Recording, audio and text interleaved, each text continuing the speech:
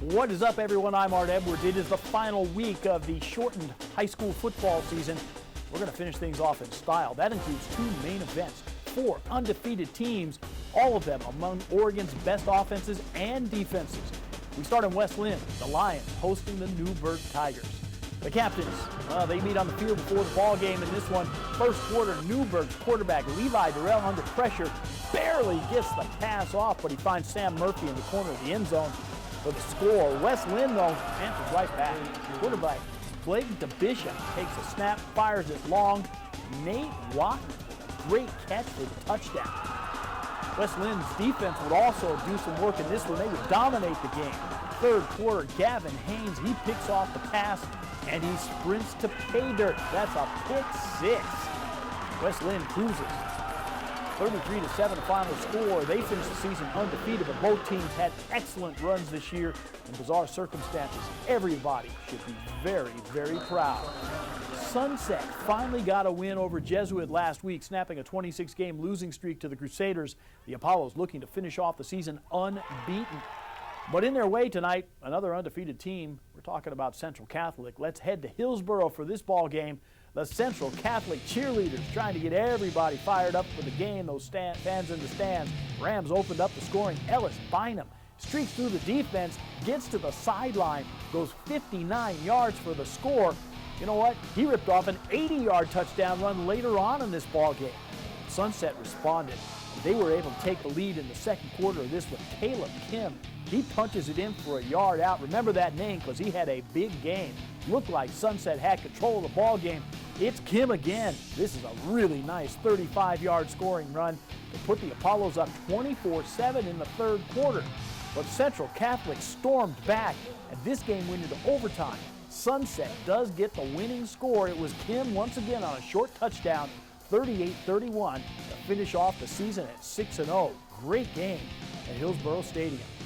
Another battle of the unbeaten teams in Salem tonight. Nate Garcia ran for 5 touchdowns as West Salem took down Sprague 35-21. The Titans finished the season at 6-0. You know what? Lake Oswego lost its first 2 games of the season to COVID protocols. One of those games was supposed to be against Tualatin. Well, they finally got into it this week. Jake Lang, he gets the scoring started for Lake Oswego with the power run on the quarterback keeper. 7-0 in the first quarter of this ball game. And then it's on to the second quarter. Gabe Olvera, he had a big game. Another great run. Look at that spin move. He finds the end zone for 35 yards out. 20-0. Lake O leads it. Olvera had 4 touchdown runs in this one. Late in the fourth quarter, Tualatin's Jackson Jones finds Peter Burke. That got the Timberwolves on the board, but it was too little, too late. Nice play, though. Lake O wins it, 36-7 the final. Heading west over to Tigard, the Tigers hosting Clackamas to finish off the season. Tigard allowing fans in the stands for the very first time, and there you see him right there from Sky 8. We pick things up in the second quarter. Here's a senior memory. Hewitt Sullivan takes it, explodes into the secondary, and watch him walk the tightrope. Stays in bounds. He goes 65 yards for the score, gets into the end zone. Tigard ends the season with a strong 47-28 win. Century taking on Lincoln. Sky 8 on the scene in southwest Portland. Third quarter, Lincoln driving. Mario Ambrose rolls out, finds Justice Lowe free. He beats a couple of defenders to get into the end zone, good for 22 yards and 6 points. Lincoln pulls off kind of an upset in this one, 25-14, the final. Sky 8 over Franklin High School. The Lightning hosting Glencoe. Second quarter, Crimson tied up by 7 and going for more. Royce Fossil throwing into the end zone. Zach Slotman makes the grab, but did he get his foot down? Well, let's look again. Yes, he did. Glencoe gets a 39-0 win to finish the season at 3-3. All right, we still have a lot more to go with Friday Night Flights. It has been a rough season for the Beaverton Beavers this year. Started the night with only 1 win. Well, they traveled down Farmington Road to meet Aloha. The team squared off in the home of the Warriors. The Warriors, though, they opened up the scoring. Logan Moore, he slams it into the end zone for the score. Man, that's a tough run right there. Aloha up 7-0. Beaverton, well, their offense did come to life. Jay Quater with a nice toss to Christian Gonzalez. That tied the game at 7. But you know what? It's that guy Logan Moore again for Aloha. Another short touchdown run to put the Warriors back up on top in this one. Aloha pretty much put the game away with a great punt return much later in the game. Adrian Machia Jr. He grabs the punt.